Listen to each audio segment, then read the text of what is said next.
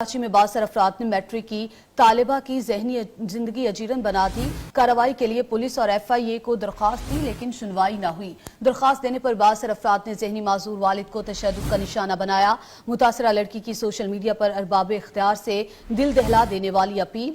जबकि आपको अपडेट कर रहे हैं कि बाप ज़हनी माजूर और घर में गुर्बत के डेरे हैं। कराची में बासर अफराद ने मैट्रिक की तालिबा की जिंदगी अजीरन बना दी। कार्रवाई के लिए पुलिस और FIA को दरख्वास्त दी लेकिन सुनवाई न हुई।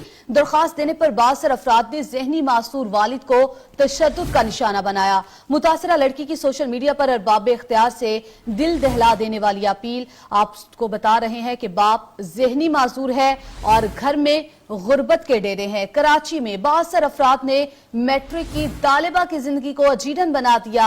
कार्रवाई के लिए पुलिस और FIA को दरख्वास्त दी लेकिन सुनवाई न हुई।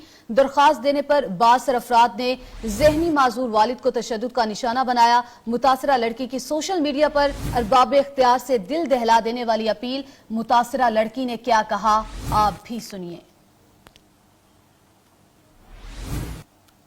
अस्सलाम वालेकुम, मैं महा मलिक कराची में रहती हूँ। मैट्रिक की स्टूडेंट हूँ। ईसानगर के करीब मिकासा अपार्टमेंट्स में रहती हूँ।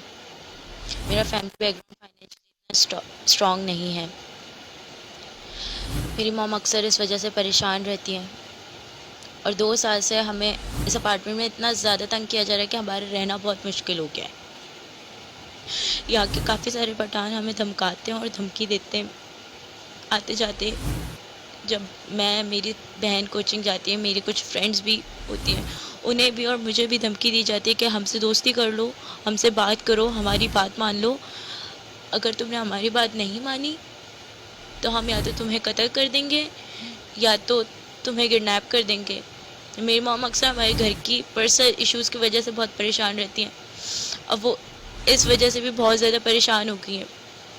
ज़ाहिर सी बात है, जिसकी घर में 2-2 बेटियाँ हों वो माँ हमेशा परेशानी होती है। मेरे फादर मेंटली तौर पे थोड़े से डिसेबल हैं बिकॉज उनका एक एक्सीडेंट हुआ था जिसकी वजह से अब वो नॉर्मल नहीं रहे। मेरी नानू हैं सिर्फ घर में जो सपोर्ट कर रही हैं हमें। मैं अक्सर जॉब वगैरह की भी तलाश में रहती हूँ।